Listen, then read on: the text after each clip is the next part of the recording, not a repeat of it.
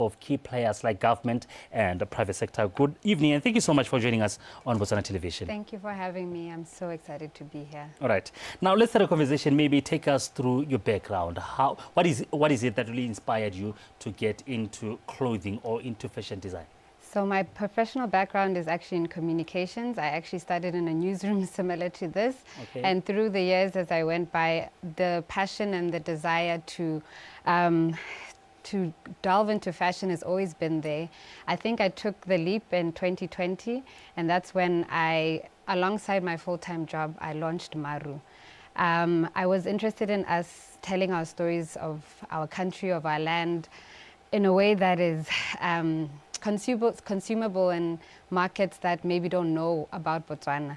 As you travel, you hear about our natural diamonds, you hear about, the Mmolotsi.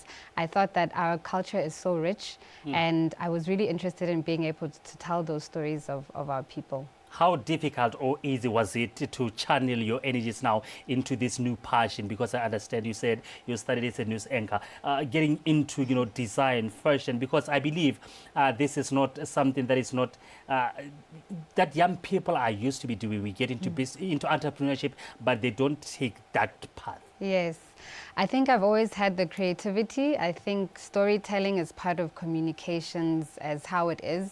As long as we see. For how I see this passion is that it's not just horoka, it's not just to make clothes. It's a whole storytelling. It's about national pride, telling who we are. It's about cultural preservation. So these are things that I've always been interested in. I also worked in the development space. So these this interest around how can we better make our country.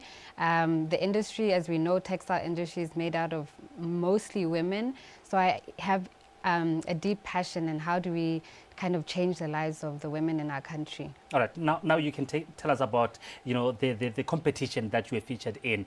Take us through what was happening and what is it that they were looking for.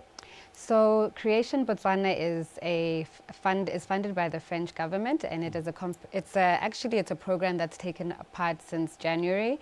There's 28 of us, and the leading point or the main point was now where we pitched our competition about our designs and our companies at the end in this competition, which was just 2 weeks ago. And we were so lucky to have Lucara Diamond as well as ABSA come on as sponsors, who pledged 50,000 initially to the two winners who would win the best pitch. And as we went to get our winnings on the day, we were told that those winnings were doubled to now 100,000. So that was amazing. We were judged on creativity, sustainability, and entrepreneurship. I like to believe that I hope we won, and I think we won on the basis that we're trying to tell a contemporary story in a different way. All right. Botswana and what we think of as fashion may be one way, and we're trying to show that you can do it in different ways.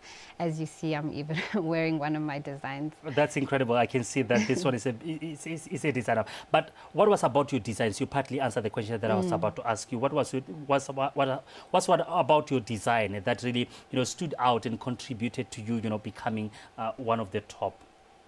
I've been working on this for a long time. I'm deeply passionate about sustainability. That's at the root of our brand. All the items and the materials we use are natural fibers, so that's 100% cotton, 100% linen.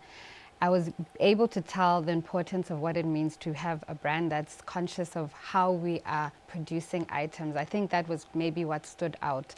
Then creativity in our presentation. If you go on our website, we have a website we've been working and exporting since 2020 out of the country, and 70% of our sales are made up from international attribution. So I think really being able to see the visual storytelling that we do, we shoot all over the country, and part of the pitch was being able to see visually what are you doing. And I really believe that those are the things that stood out for us specifically. That's incredible. Now, I'm interested in understanding what really inspires you. Tell us about the process of designing. What is it that you are dreaming about before coming out with a design? So Maru is inspired by elements of nature. That's why we have the name Maru, which means clouds. Clouds symbolize many things. The main thing being that they carry life, and we are inspired by so many things: the brown of our clay, of our soil, the reds of the dunes in Kawa, all of our environment. It could be the flowers that we see on the drive home, but it's basically to showcase even the people of Botswana. One of our collections highlighted the people of the Khoisan, and that was something that was interesting for us to be able to even incorporate the languages, the dialects from this tribe that is the oldest tribe in the world. And so there can be so many different things, and can just start from a small thing like a color in something that I see. All right. How long does it take for you to come up with a piece? You are talking about the inspiration that's come from different, sources outside. But how long would you say it have taken for you to come up with that T-shirt? I mean, okay, let me say the process from brainstorm to production is roughly 3 months, where you have something that inspires, then you have to think about how you want to collect those ideas, what colors we want to use, through to then sourcing who we're going to be using as a artisan, whether we're crafting things. We use artisans, and we support artisanal work from every step of the production process. So that's something that maybe slowens the process, but that's the whole, I guess, attributing point, is that it's not about fast fashion. What can we do quickly? We're telling a story, and we're trying to do so with different people. All right. Do you design for maybe formal way? Not yet, All right. but we'll get there. All right. Now, there's a great agency to showcase Botswana to the world. Is this something that you consider maybe to work on going forward? Yes, definitely. And this Creation Botswana has been amazing. The judges that even judged us in the pitching competition were a renowned South African designer, a renowned French managing director who works at the high level of Paris Fashion Week in September. 8 of us will be going to Paris Fashion Week. We'll have the opportunity to showcase around the events that are happening. And there's just such a big opportunity for international visibility that has come out of this program. That's incredible. Now, how can mentorship, help local designers turn their passion into profit? Because at the end of the day, they need to survive out of their talent. Yes, mentoring was probably the most important part of what came out of this program. As young Botswana entrepreneurs, just beyond the fashion industry, we really are desperate and in need of good guidance that is not only locally contextualized, but also has a visual aspect of going beyond our local areas. So the mentorship that we had incorporated both. They were understanding our local context, but also trying to get us to think bigger. And I really believe that was one of the most valuable assets of the program. That's incredible. Now, I understand that there are some steps that you do take to build your fashion brand, Maru, for it to be where it is today. And I believe this is an inspiration for especially upcoming, designers. What is it that you take seriously that you might share to those who are upcoming? Because you're talking about diversity and making sure that you stand out. The inspiration that you're talking about, sending our country outside and coming up with new stuff that are not monotonous to what we see in the market. I think we should be fearless in everything that we do. When I started, people didn't understand what I was doing. It took me 5 years to now get to a point where I'm able to get some recognition for the work. And there's been people before me who've come and gone in the industry without any recognition for the work. So fear, being fearless, of course, and second of all, being strategic. I've been very strategic from the get-go, having a website, having basic things and understanding what these things can benefit you from the business. I think lastly, being rooted in community, knowing that you're doing this for a bigger reason. This is not just, to get money as much as we're trying to get by, especially as young entrepreneurs. But if you have a vision that is bigger than you, I really hope and believe that you can take it beyond just your own. All right. Now, most definitely. We live in a digital space where we use a lot of social media to go out there and reach our audience. I hear that you're talking about the websites. It's like the business. We don't consider them that much. We'll get to understand the importance of that as we are going outside. How is it important to use the social media in terms of our entrepreneurship and to reach our audience? Yes, that was the huge part of what we did. being able to be really well versed in it, how you use ads, who you promote your brand to, who your audience is. These are also things we learn in our program. And having, of course, a high quality product, you have to ensure that before you even get to the point where you have the website, you're highly sure of the product that you're offering, because at the end of the day, we stand for our country. If we're putting things, goods out there that don't reflect the craftsmanship that comes from our country, I think that you need to first make sure that that's in place before we even get to the digital part. All right. Now, I believe every industry have got their own challenges. What are the challenges that the fashion industry in this country are facing, and if they could be removed, could catapult to greater heights? The fashion industry sits within a ecosystem. It's not just fashion. There's the textile industry, there's the manufacturing industry. These all fall within, the fashion industry falls within that. So as long as we don't see it as just fashion, but something bigger than that, this is something you can add to the economy. And once upon a time, the textile industry was really booming in this country. We're going to face these hurdles if we don't see it beyond just diaparo.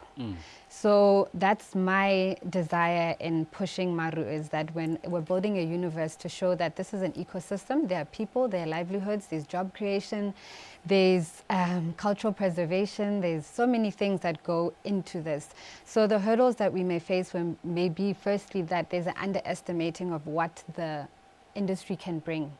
And I think that's something that any industry has to go through, but especially one the way, something that people don't take very seriously, even though we wear clothes every single day. All right. Now, I understand that most of the times, especially local producers, have this complaint to say, Botswana are not there for us. Ga ba re support. We don't have that backbone ya Botswana.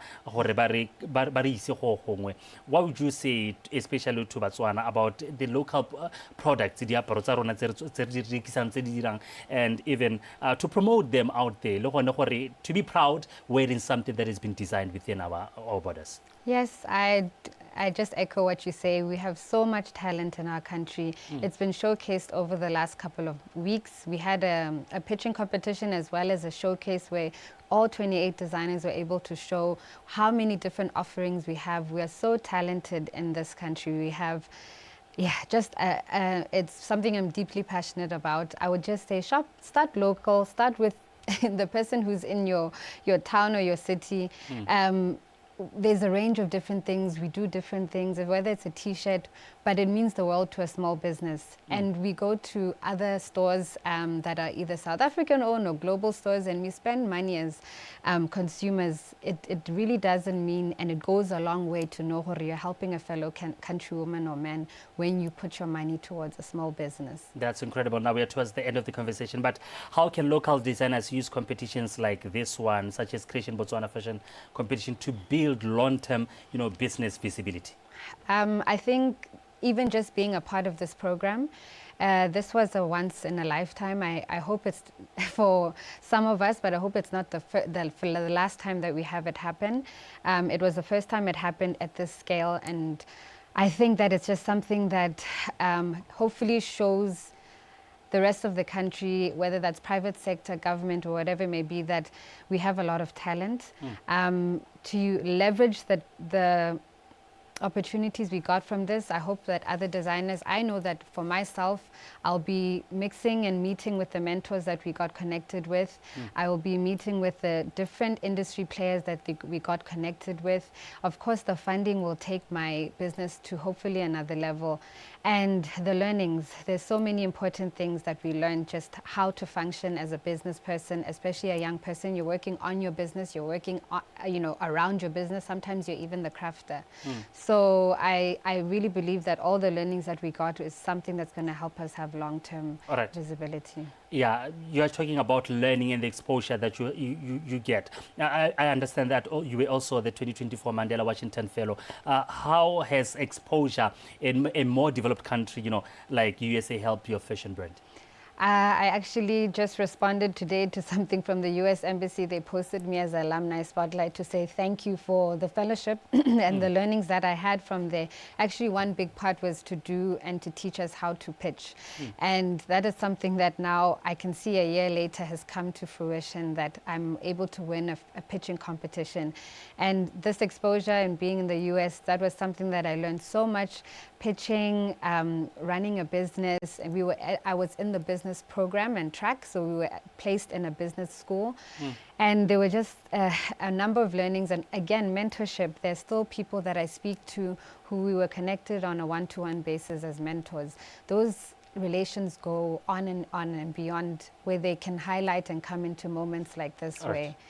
All right, now in just less than a minute, we are running out of time. You have to go to the 7 o'clock bulletin. What type of help can government and maybe private sector play in supporting fashion entrepreneurs in this country? Yes, I think it's really important that young people know that the government as well as private sector are there rooting for them. And as I used the example, Lucara and ABSA came in when the program had already been established. They came and representatives came to see the work they were doing. They were impressed with the work and they doubled the money that we were going to win. Those small things and initiatives are important for us as young creators. That's incredible. That's incredible. Unfortunately, we have run out of time, but thank you so much for such insights. We'll be following and putting spotlight on your work to see where you go. Thank you so much. Thank you so much. And that is how we come to the end of this conversation. I'm coming right back with the 7 o'clock news.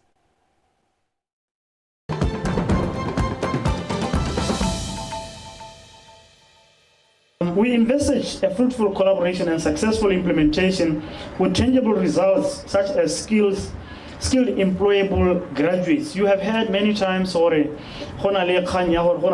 mismatch. Out of this signing of this memo